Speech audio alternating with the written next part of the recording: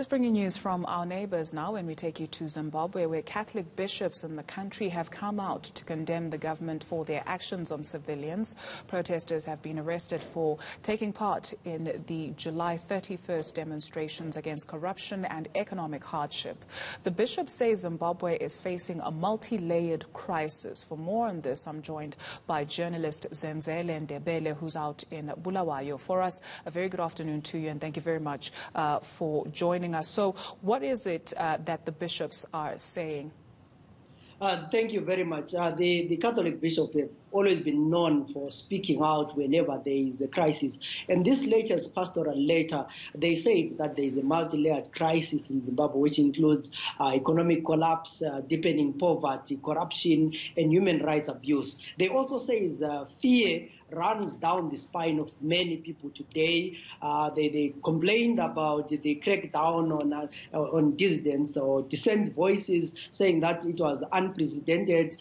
They asked the question that, is this the Zimbabwean that we want? And that if you have a different opinion, then you become an enemy. So this was quite a strong letter, which they were even saying, we don't want to be taken back to the Guguraundi genocide. We need a better Zimbabwe where everyone's voice matters and people's opinions are actually respected.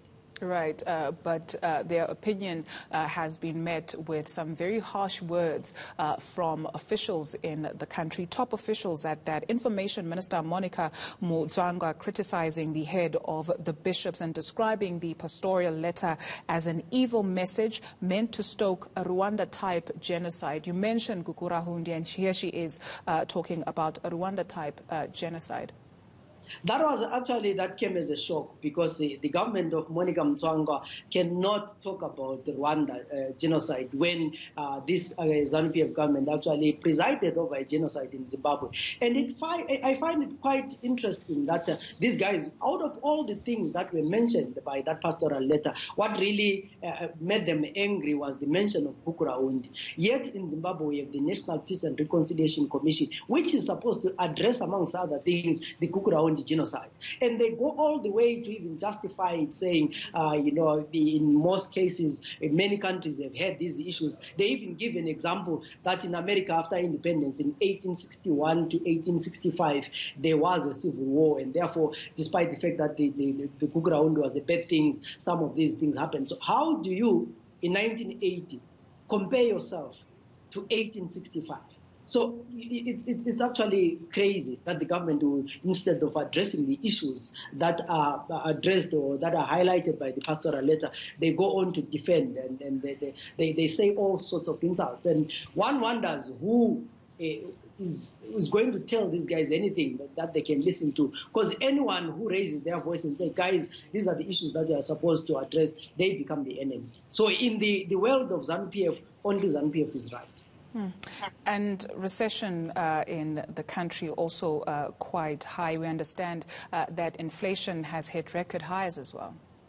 Well, the inflation is not doing any better, and we have estimates around 875%. I mean, you can tell with the issues of prices going up, ordinary Zimbabweans not able to, go by every day, and the salaries are not going up anyway. But also what has made this worse is the COVID pandemic, because half of the economy, if not three-quarters of the economy is, is still on lockdown. So people work for a few hours from 9 up to 3. Many industries are not open. So the people who are usually selling and trading with neighbors are not able to do that. So the COVID pandemic has actually worsened the economic crisis. ZANU-PF has worsened the human rights abuses. So it's really not a good side for an ordinary Zimbabwe.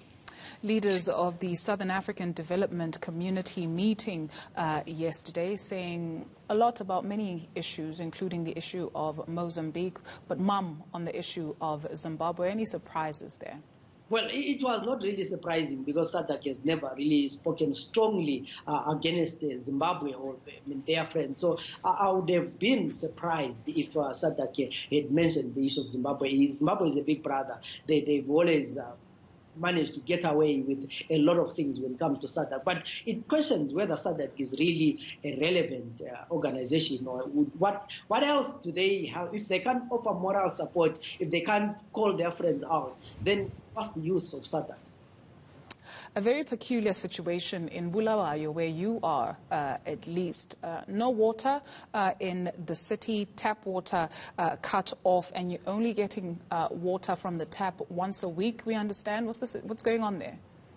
Well, Bulawayo has always faced perennial water problems, but this year it's worse because of the drought. So most of the dams, or the water supply for Bulawayo, is now at 26%, and we normally have gone to 144 hours of water shedding. That means water once a week, but we sometimes go for 2 weeks or more than a week without water, because you then have problems that electricity cables were stolen, the reservoirs don't have enough pressure to push the water. So in my case, where I stayed, water was supposed to come on in evening Sunday. Today is Tuesday, we still don't have water. So you find that there are some areas that have gone for months now without water. So people have to look for boreholes, they have to look for wells, and that really might lead to waterborne diseases coming up.